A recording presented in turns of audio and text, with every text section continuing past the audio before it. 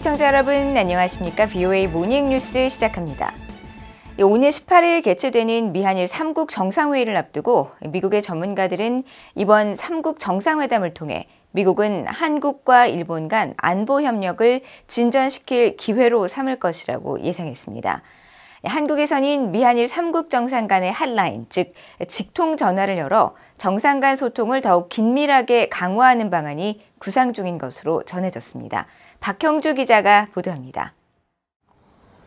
미한일 정상회담을 앞두고 미국에서는 3국 정상 간 다뤄질 의제들 가운데 더욱 강화되는 한일 관계 구축 가능성이 주목받고 있습니다. 특히 바이든 행정부는 윤석열 대통령과 기시다 후미오 총리가 이뤄낸 한일 관계 진전을 높이 평가하면서 한일 양국의 안보 협력 확대를 적극 독려할 것으로 전문가들은 예상하고 있습니다. 게리 세이모어 전 백악관 대량살상 무기 조정관은 이런 점에서 한일 양국 지도자들의 안보 협력 의지는 미국에게 기회가 된다고 진단했습니다. The U.S. wants to indicate to North Korea and China that the allies are increasing their defense cooperation and consultation. And I believe Washington thinks that there is a opportunity because both leaders in both Korea and Japan seem to be willing to move ahead with security cooperation, even though there continue to be obviously domestic political constraints in both Korea and Japan because of the history issues. 랜드 연구소의 제프리 호농 선임 연구원도 같은 맥락에서 미국은 20-30년 전의 미국이 아니라면서 현재 달라진 국제 역학 관계 속에서 미국은 동맹의 도움이 필요하다고 지적했습니다.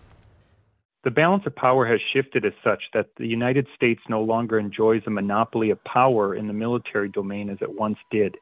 Regional adversaries like China have capabilities today that require more deterrent effects than the United States alone can muster, thus necessitating the United States working closer with its regional allies and partners. 호농 선임 연구원은 그러면서 특히 3국 정상회의 정례화나 정상 간 핫라인 개설 등 미한일 안보 협력을 제도화하는 것이 바이든 행정부가 모색하는 현실적인 방안일 것이라고 진단했습니다. 헤이노 클링크 전 국방부 동아시아 담당 부차관보는 북한뿐만 아니라 중국과 러시아의 침략을 억제하기 위해 연합 전선을 구축하는 것은 3국 모두의 안보 이익에 부합한다고 강조했습니다.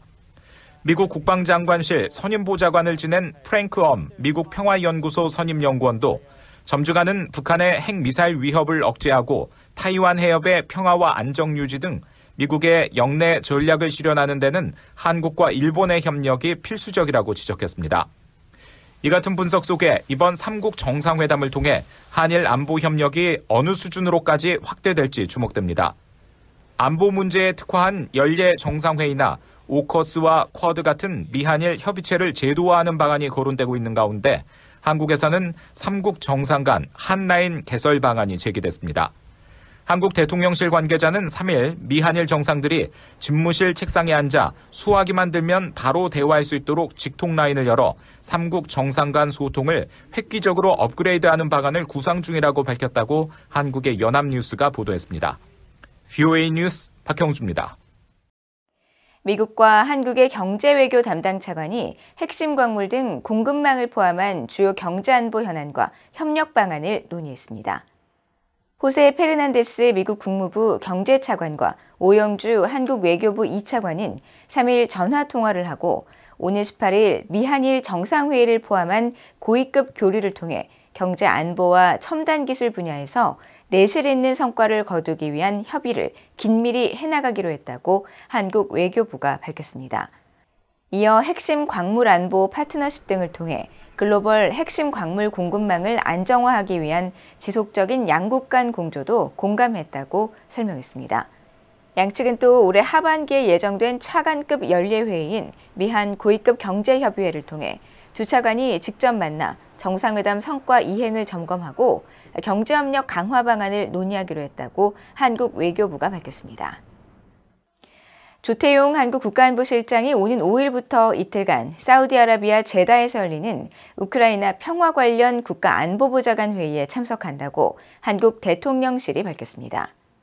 한국 대통령실은 3일 보도자료를 통해 이 같은 내용을 밝히면서 이번 국가안보보좌관 회의에서는 볼라디미르 젤렌스키 우크라이나 대통령이 추진 중인 우크라이나 평화 정상회의 개최 등에 관해 주요국 국가안보보좌관 간의 심도 있는 협의가 이뤄질 예정이라고 설명했습니다. 또 조태용 실장의 참석은 윤석열 대통령이 지난달 우크라이나를 방문해 발표한 평화연대 이니셔티브의 후속 조치 차원에서 이뤄지는 것으로 주요국 국가안보보좌관들과 개별 양자회담도 진행할 예정이라면서 러시아군의 철수와 정의 회복, 핵 안전과 식량 안보, 에너지 안보 등 10개 항으로 구성된 우크라이나 평화 공식도 이번 회의 의제 중 하나라고 밝혔습니다. 김영호 한국통일부 장관이 한국 정부는 종전선언을 절대로 추구하거나 추진하지 않는다고 약속한다고 밝혔습니다. 김 장관은 3일 정부 서울청사에서 납북자와 억류자, 국군포로 단체 대표와 가족을 면담한 자리에서 종전선언이 이루어지면 전시 납북자, 국군포로 문제는 묻히게 된다고 밝히고 종전선언은 그 여건이 조성되지 않았다며 이같이 밝혔습니다. 김 장관은 이어 여러분의 고통과 그동안 겪은 어려움을 함께하고 문제를 해결하겠다는 각오를 말씀드린다며 통일부는 납북자 대책반을 장관 직속으로 설치하고 지속적이고 체계적으로 해당 문제를 해결하기 위해 노력하겠다고 밝혔습니다. 또 지난 4월 워싱턴 정상회담에서 윤석열 한국 대통령은 조 바이든 대통령과 공동성명을 통해 납북자, 국군포로, 억류자 문제를 한국과 미국이 공동으로 긴밀하게 협력해서 해결하겠다는 입장을 발표했다며 현 정부의 입장은 확고하다고 강조했습니다.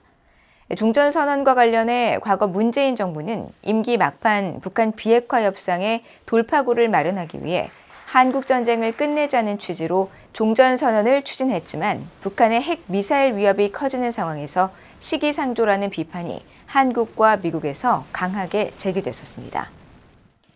한국 정부가 남북교류 협력법 위반 행위에 대한 과태료 부과 절차를 정한 훈령을 행정 예고했습니다. 한국통일부는 3일 공고를 통해 남북 교류 협력의 원칙과 질서를 확립하고 과태료 부과 집행 절차의 일관성을 도모하기 위해 과태료 부과 절차를 명시한 훈령을 제정한다고 밝혔습니다. 현행 남북교류협력법은 북한 주민 접촉 신고와 방북 신고, 협력사업 신고 등을 누락하거나 허위로 한 경우 최고 300만 원의 과태료를 부과하도록 했지만 부과 절차에 대한 규정이 따로 없어 정부 기조에 따라 과태료 부과 여부가 달랐습니다.